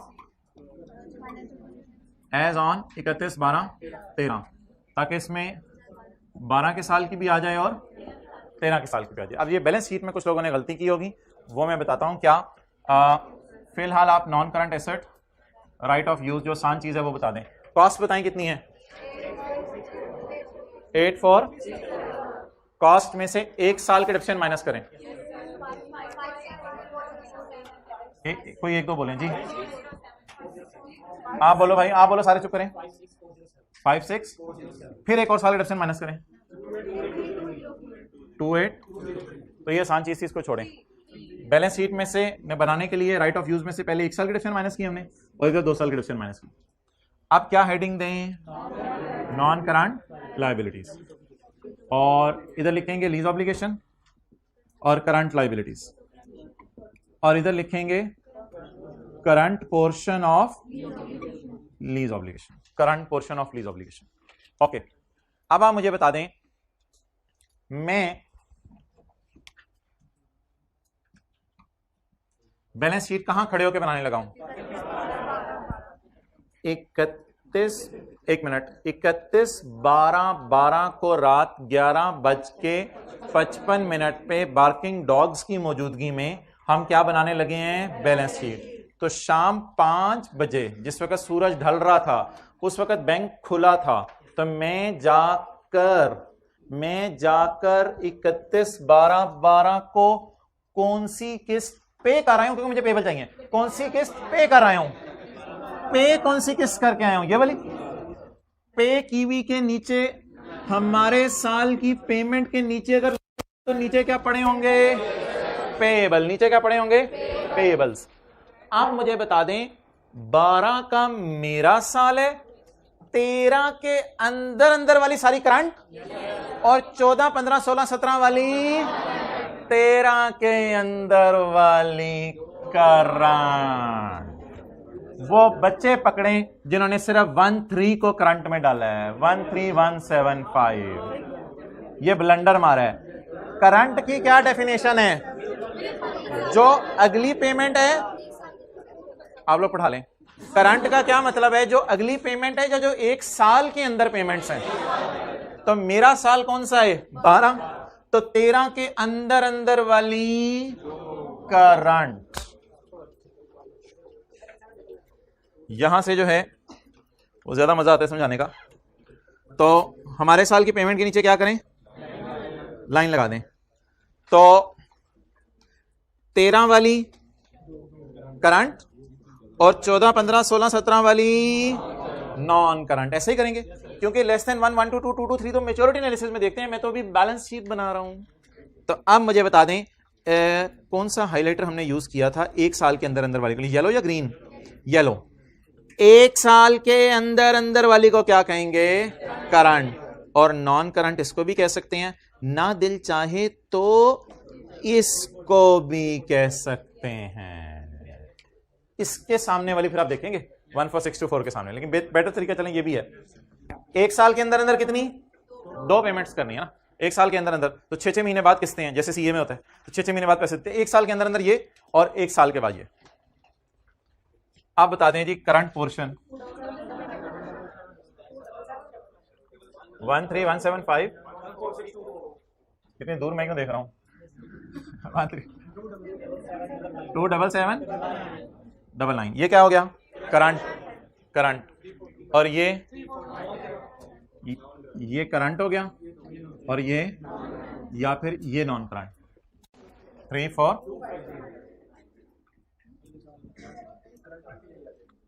done. अब किस साल की बैलेंस शीट बनाने लगे हैं? 2013 की बैलेंस शीट हम बनाने लगे हैं 31/12/13 को रात 11:55 में in the presence of barking dogs. अच्छा, तो शाम 5 बजे जब सूरज ढल रहा होगा और ये शाम की दुआएं पढ़ रहा होगा, तो उस वक्त जो है, शाम को जिस वक्त सूरज ढल रहा होगा, तो उस वक्त पेमेंट करने हम कौन सी वाली करने गए होंगे? मैं ब्लू शर्ट से पूछने लगा हूं, हम कौन सी वाली पेमेंट करने गए होंगे? तेरी उंगली का इशारा थोड़ा सा इधर लग रहा था मुझे, तो ये वाली पेमेंट करने गए होंगे। ओके, तो आपने स्माइल कर दिया, जबरदस्त हो गया। हंसते मुस्कुराते रहा करें, और घर में भी हंसते मुस्कुराते दाखिल हुआ करें। ये घर में मुंह बना के आ जाता है, क्या हुआ है आज? अच्छा जी, तो हमारे साल की पेमेंट के नीचे अगर लाइन लगा देंगे, तो पेमेंट के नीचे क्या पड़े होते हैं? पेबल। 13 की बैलेंस शीट में 14 करंट में जाएगा। 14 किस में जाएगा? जिगर तू, नॉन करंट में। ये किधर जाएगा? ऐसे इंक छिड़क के साथ वाले पे। करंट में कितना 34250 ऐसे ये फिगर निकली है। ठीक है जी, चलें।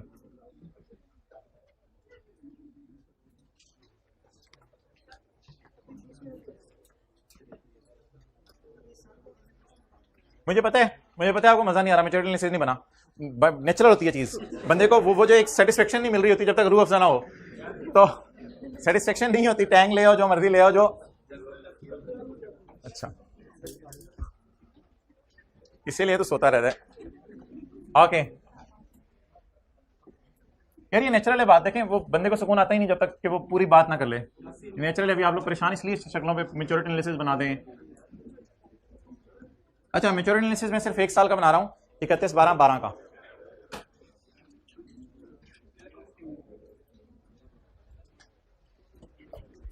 का maturity analysis, BTL note to the for year ended 31/12/12। Note का नाम लीज, राइट ऑफ यूज वाला मैं नहीं बना रहा अभी, मे बी नोट नंबर 7.1 अंग्रेजी लिखनी है, पेपर में ये ना लिखाइएगा इंग्लिश, तो उसने फंक्शनल उर्दू में मार्क्स दे देने हैं। अच्छा 7.2 बनवाएं जी, मैच्योरिटी एनालिसिस। इधर जब ये लिखेंगे ना तो लिखेंगे we have entered into a lease of 3 years with semi annual rentals, interest rate is 22% per annum भी लिख सकते हैं, और इंटरेस्ट रेट इज 11% पर 6 months भी लिख सकते हैं। Maturity analysis. अच्छा ना, जो काम बैलेंस शीट बनाते हुए करते हैं ना, हमारे साल की पेमेंट नीचे लाइन लगाना, वही काम इधर भी करें। हमारा साल 31/12/12 की रात खड़े हैं 11:55 पे, तो उस वक्त मुझे बताएं हमारे साल की पेमेंट हो चुकी होगी 5 बजे शाम, तो हमारे साल की पेमेंट के नीचे लाइन लगा दें। और हमारे साल की पेमेंट के नीचे लाइन लगाने के बाद मैंने आपको कहा था कि आपकी नजरें सिर्फ अपनी प्लेट पे होनी चाहिए। ये मैंने आपको प्लेट बना दी है, प्लेट बन जी। मैं कहां खड़ा हूं बोलें, 31/12/12, ये चिट्टे बोर्ड वाला वर्जन और ये प्रोजेक्टर वाला वर्जन। 31/12/12, ढीला छोड़े हाथ, less than 1 year, less than पैजा नहीं, लेस देन, जिसने ऐसे उंगली छोड़ी उसके चपेट पड़ेगी, लेस देन 1 year, 1 साल के अंदर अंदर, 12 के लिए तो 13 1 साल के अंदर अंदर है ना, 1 साल के बाद 2 साल के अंदर अंदर। ठीक है जी,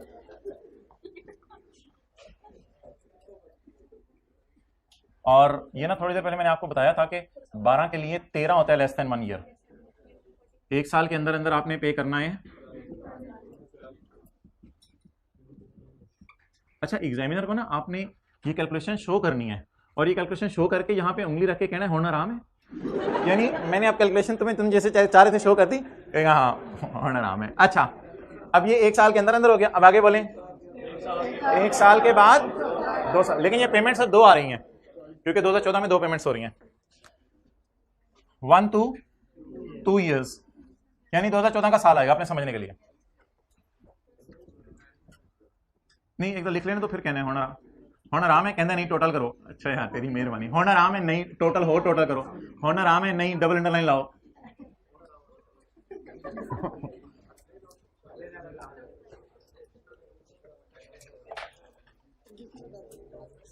अच्छा, अब आपने मुझे जाते हुए याद कराने कि आपको होमवर्क मैंने बताने, अब ऐसा करते हैं एंजॉय करते हैं, टिक लगा ले आराम से, और हम जाने लगे हैं कीनिया। कहाँ जाने लगे हैं जी, कीनिया। IAS 41 में किसी नहीं किताबें रखनी कोई नहीं, आपको पता है मेरा पता कोई नहीं। IAS 41 को अगर आप जहन में रखें तो IAS 41 में मुझे ये बताएं कि IAS 41 में तो ब्लैक शर्ट IAS 41 में मुझे ये बताएं कि कुछ हमने पढ़े थे डिस्क्लोजर्स, तो पाकिस्तान की किसी कंपनी के खास डिस्क्लोजर नहीं मिले, तो हम कहाँ तक पहुँच गए, कीनिया के कंपनी के फाइनेंशियल स्टेटमेंट्स तक पहुँच गए। और हम साथ जो है वो थोड़े से IAS 41 के डिस्क्लोजर्स खोल लेते हैं, ताकि ऐसे ही हमसे मुराद मैं अपने से बातें कर रहा हूँ, आप लोगों ने तो मेहरबानी। अच्छा जी, IAS 41 disclosure come come guy. Oh, okay, guy. Guy came. Ote.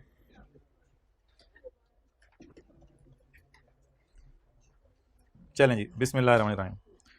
काकूजी PLC for the year ended 31 December 2019। मैं घर से हाईलाइट करके लाया हूं आपके लिए। जहां आपको हाईलाइटेड स्टफ नजर आए वहां आपने ब्रेक लगा देनी है, आवाज आनी चाहिए ब्रेक की। भाईजान ये लेवल है इनका, डिलॉयट इनके ऑडिटर्स हैं। अच्छा जी, नहीं यूसुफ आदिल पाकिस्तान में। ओह ये जी, ये भाईजान क्या चीज है? Statement of financial. तो भाईजान ड्रामा देख लें प्लीज। तो ये क्या है? Statement of. इसमें देखें लॉजिकल एसेट्स आ रहे हैं, non current assets, PP, biological assets, level है बच्चे का। और बायोलॉजिकल, अच्छा कोई कुछ डेटर्स भी हैं जिन्होंने चंडी कराई हुई है, नॉन करंट रिसीवेबल अभी नहीं देंगे। अच्छा चलें छोड़ें।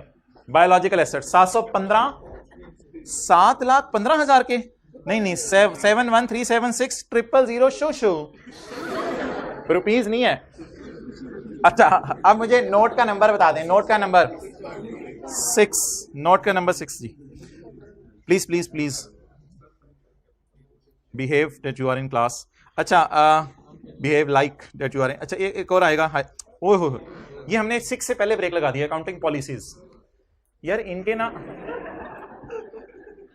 झाड़ियां हैं, एवोकाडो, एवोकाडो और मैकेट छोड़ ही दे मेरे ख्याल से मैकेडामिया ट्रीज हैं कोई, एंड ब्लूबेरीज क्रॉप्स हैं। आर बियरर प्लांट्स कहते हैं जो टी बुशेज हैं कई साल जो है वो क्या देती रहती हैं, कई साल एग्रीकल्चरल प्रोड्यूस देती रहती हैं, कई साल लीज देती रहती हैं। इसलिए टी बुशेस, एवोकाडो का ट्री, मैकेडामिया का ट्री और ब्लूबेरी का ट्री, ये ट्रीज बियरर प्लांट्स हैं and therefore presented and accounted for as PP. इनको मैंने पीपी में डाला हुआ है। However, the produce on those trees, यानी सेब या blueberry, is accounted for as biological asset until point, until जब तक लगा हुआ है, जब तक फल लगा हुआ है उसको क्या कह रहे हैं हम? Biological asset.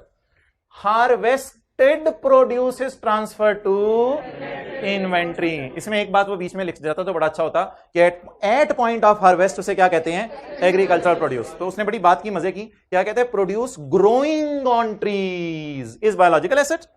और कटने के बाद इन्वेंट्री, दरमियान वाली बात उसने लिखने में कंजूसी कर दी। आगे चलें, हम कौन सा नोट ढूंढने जा रहे थे? Note number 6। ये सारे नोट सब बनाया करेंगे बड़े होके क्या? अच्छा, biological asset eight start of year increase due to purchase, gain arising from change in fair value less cost to sell due to physical and price। इकट्ठे ही 2 नंबर ही मार गया। प्राइस और फिजिकल चेंज मैंने कहा था अलग अलग देना जरूरी नहीं है। ये उसने बनाया decrease due to harvest and at end of year. Livestock, animals, ये कोई प्लांटेशंस होंगी। ओके आगे चलें। There are no biological assets whose title is restricted. ये लाइन मैंने आपको पढ़ानी थी, जो मैं कहता होता था ना ऐसे अंग्रेजी में लिख दिया करें, ये वो वाली लाइन है।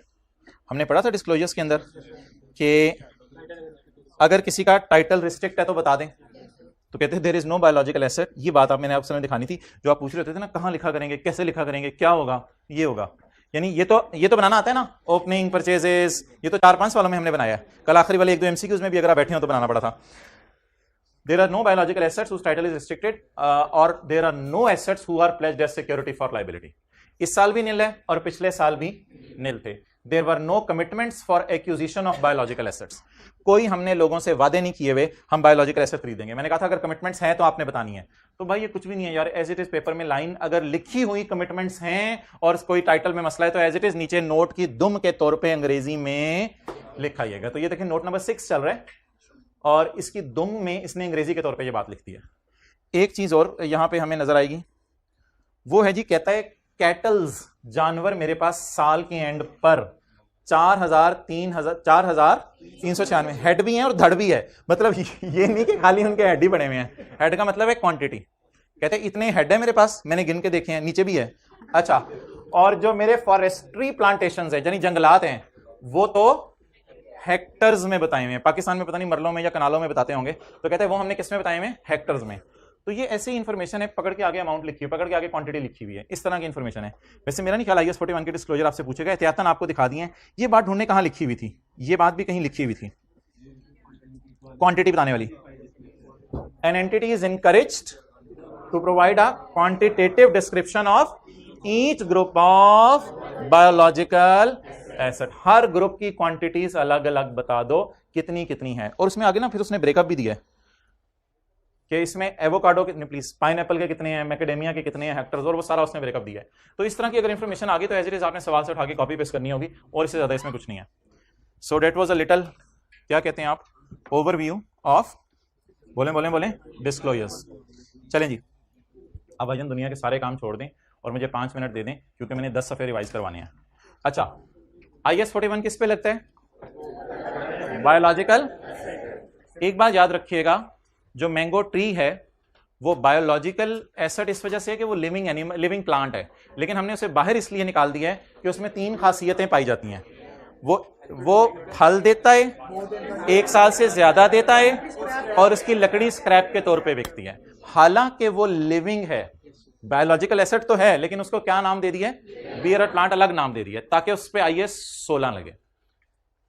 दूध सिर्फ निकलते हुए उस पे IS 41 लगना है, बाद में निकल गया तो इन्वेंटरीज में चला जाएगा। ठीक है, इसी तरह सेब उतारते हुए सिर्फ IS 41 लगना है, टूट चुका सेब तो इससे आगे की एडवांस बात भी की थी, अगर लगा सेब बैलेंस शीट का ईयर एंड आ गया तो फिर तो जिंदा सेब है ना, फिर तो बायोलॉजिकल एसेट कहेंगे उसे उल्टा। गवर्नमेंट ग्रांट सारी नहीं, in certain situations government grants biological asset से रिलेटेड, लेकिन अगर बायोलॉजिकल एसेट आपने कॉस्ट पे रखा हुआ है किसी वजह से, तो फिर मैंने कहा था उस पर IS 20 लगेगा, उस पर IS 16 लगेगा एसेट पे, और उससे रिलेटेड ग्रांट मिली तो। अच्छा, जब कट चुकी चीजें तो IS 2 लैंड के ऊपर, बियर प्लांट्स के ऊपर, इंटेंजिबल्स के ऊपर रेलिवेंट स्टैंडर्ड लगेंगे। अच्छा, अब आपने मोहतरम ये नहीं कहना कि सर इसने फ्रूट ट्रीज को बायोलॉजिकल एसेट लिखा हुआ है स्टैंडर्ड ने, और यार मैं फ्रूट ट्री बायोलॉजिकल एसेट है, लेकिन बियर प्लांट कभी कभी बन जाता है अगर उसमें कितनी बातें पाई जाएं? 3 बातें। पेपर में एक सवाल आया MCQ, क्या ये अपनी तरफ से बना रहा हूं, पेपर में एक सवाल आया, एवरी ट्री, जितने भी ट्री हैं, all trees are bearer plants. ऐसी बात नहीं है। कुछ दरख्त अगर आप लगाएं सिर्फ लकड़ी के लिए ताकि उनसे फर्नीचर बनाना है, तो उसमें तो बियर प्लांट वाली खासियत है ही नहीं।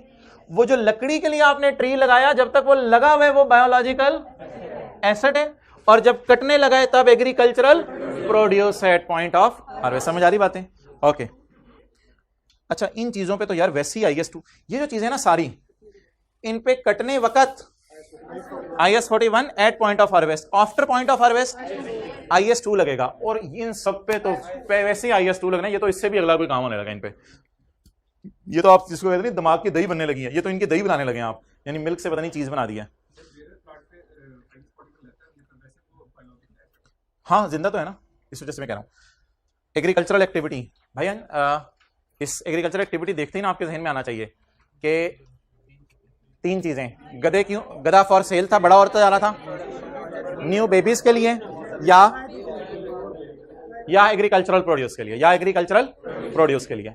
अच्छा, एक बंदा कहता है मैं फ्लावर काश्त करता हूं और आगे बड़े करके फ्लावर्स बेचता हूं, ये एग्रीकल्चरल एक्टिविटी है? बिल्कुल है, क्योंकि वो जो फ्लावर्स हैं वो कटेंगे और कट के आगे बिकेंगे, तो that is called as agricultural activity. लेकिन जू एनिमल्स के ऊपर और कार्ट हॉर्सेस के ऊपर, यानी कि जो गधा गाड़ी में बनाई होती है, खोता रेडी सामान लेके जाने के लिए, खोता रेडी पे भी नहीं लगेगा सामान लेके जाने के लिए। क्यों? खोता बड़ा करने के लिए रखी हुई है, रेडी के आगे इसलिए खोता लगाया हुआ बड़ा हो जाए। नंबर 2, बेबीज हासिल करना मकसूद नहीं है। नंबर 3, वूल, भाई कह रहे हैं वूल भी नहीं है, मिल्क भी नहीं है। चलें आगे। बायोलॉजिकल ट्रांसफॉर्मेशन होती है जिस्म के अंदर, जानवर के या पौधों के अंदर तरक्की होना, ये बायोलॉजिकल ट्रांसफॉर्मेशन है। Biological asset, agriculture produce, harvest को डिटैच भी कहते हैं, और अगर वूल हो तो उसके लिए शीयरिंग का लफ्ज़ भी यूज किया था। ठीक है, तो जिन्हों अब चलें छोड़ें। Group of biological assets, grouping करने की इजाजत है। बियर प्लांट्स, कितने प्लांट्स होते हैं? 3, जिसमें कितनी खासियतें पाई जाएं? 3 खासियतें। क्या क्या बियर प्लांट नहीं है? नंबर 1, ऐसा प्लांट, यानी कि छोटे बड़े नीचे, ऐसा ट्री जिसको काट देना है आपने और लकड़ी बनानी है, आगे फर्नीचर बनाना है, वो बियर प्लांट, क्योंकि उसकी लकड़ी महंगी बिकेगी, स्क्रैप के तौर पे नहीं बिकेगी। नंबर 2, इसको छोड़े, नीचे पढ़ें, ऐसा दरख्त जिससे आपका मकसद फ्रूट भी हो और लकड़ी भी हो, तो उसकी लकड़ी भी स्क्रैप सेल नहीं बिकेगी, महंगी बिकेगी, तो वो भी बियर प्लांट और ये जो वीट, मेज और पोटैटोज की फसलें लगी हुई हैं, इन्होंने तो 1 साल से ज्यादा फायदा देना ही नहीं, ये तो 4-5 महीने बाद फसल कट जाती है। तो ये 3 एग्जांपल्स हैं जो बियर प्लांट्स नहीं है। ये पैरा 5A था स्टैंडर्ड का। अच्छा, उसको छोड़ें। बियर एनिमल का कोई कॉन्सेप्ट, हाँ डिस्क्लोजर के लिए हमने कुछ पढ़ा था, वो छोड़ें। बियर एनिमल का कोई तस्वुर नहीं है। एनिमल सारे के सारे IS 41 में ही होते हैं अगर वो एग्रीकल्चरल एक्टिविटी से रिलेट कर रहे हो। ग्रुपिंग ऑफ एसेट्स अलाउड है, और अगर लैंड और फॉरेस्ट, लैंड और दरख्त इकट्ठे दिए हों तो उनमें से हम जो है वो टोटल में से लैंड की कॉस्ट माइनस कर देंगे, बाकी दरख्तों की कॉस्ट बचेगी। इसके बाद बायोलॉजिकल एसेट और एग्रीकल्चरल प्रोड्यूस दोनों को रिकॉर्ड कब करना है? जब 3 शर्तें हो। आप इसे कंट्रोल करें, फ्यूचर में बेनिफिट आना हो, फेयर वैल्यू या कॉस्ट पता हो। अगली बात, चाहे बायोलॉजिकल एसेट है चाहे एग्रीकल्चरल प्रोड्यूस है, इनिशियल मेजरमेंट होगी fair value minus cost to sell पे। बायोलॉजिकल एसेट में कभी कभी खरीदते ही लॉस आ जाते हैं, न्यू बॉर्न पे कभी कभी गेन आ जाते हैं, और fair value minus cost to sell पे इसको जब रखते हैं तो हमेशा ही गेन आता है, आमतौर पे गेन आता है। अच्छा, इसके बाद फ्यूचर में अगर आपने वादा कर लिया है कि मैं बायोलॉजिकल एसेट बेचूंगा फला बंदे को इतना, तो आपने अभी तय कर लिया किसी बंदे से कि ये जो मेरा बकरा पाल रहा हूं तुझे बेचूंगा अगले साल इतने का, तो ईयर एंड आ जाएगा, आप उस प्राइस पे उसे नहीं रखेंगे, आप किस पे रखेंगे? Fair value minus cost to sell. जिस बायोलॉजिकल एसेट की अफ्रीकन काऊ की प्राइस पता ना चल रही हो उसको किस पे रखेंगे? कॉस्ट पे। कल इंशाल्लाह इस साइड पे इसी लग रहा है, फिर जरूरत पड़ेगी और भी लग जाएगा। Inability to measure fair value reliably. वैसे किसी दिन आप हाइब्रिड क्लास में बैठ के देखें, कूलिंग भी चिल होती है और बड़ा एक लाइव एक्सपीरियंस आ रहा है। मैं बैठ के देखा, इससे पहले शायद मैं नहीं समझता था, लेकिन एक दिन सर उमर की क्लास में बैठ के देखा, बड़ा एक लाइव एक्सपीरियंस आ रहा है। आप बैठ के देखें, कोई इतना बड़ा फर्क नहीं है। अच्छा, भाई अपने माइंड को समझाने की बात है। Inability to measure fair value reliably. अगर फेयर वैल्यू नहीं पता चल रही तो भाईजान आप इसको किस पे रखें? कॉस्ट पे रखें। अच्छा, गवर्नमेंट ग्रांट अनकंडीशनल और अनकंडीशनल को कब रिकॉर्ड करना है? जब रिसीवेबल हो जाए, जब रिसीव हो जाए, जब रिसीवेबल हो। कल वाला MCQ गलत कर दिया होगा अगर आप लोगों ने ये बात नहीं पढ़ी हुई। तो गवर्नमेंट ग्रांट को कब रिकॉर्ड करना है? जब हुकूमत कह दे मैं आपको दे रही हूं तब भी रिकॉर्ड कर सकते हैं, रिसीवेबल हो। और जो कंडीशनल ग्रांट है उसको कब रिकॉर्ड करना है? जब मिले या जब कंडीशन पूरी हो। कुछ में कंडीशन ये लगी होगी कि एग्जैक्ट 5 साल काम करो, फिर 5वें साल इनकम में डालना है। कुछ में कंडीशन लगी होगी। मुझे नहीं लगता आपके डिस्क्लोजर्स का मूड है। ठीक है, क्लोज करें क्लास बस। ठीक है, अब कल रिवीजन ही कर रहे थे ना हम।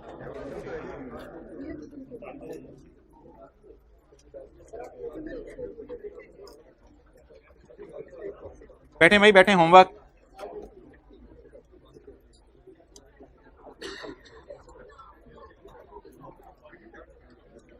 किताब निकालें, किताब नहीं आपको निकालने किताब, बस ज़बानी सुन लें। फिर किताब में आपका, आपके साथ वाले की किताब में पेज नंबर होगा 68 पेज 68 पे क्वेश्चन 1 करके आना है। Page 68 question 1 over.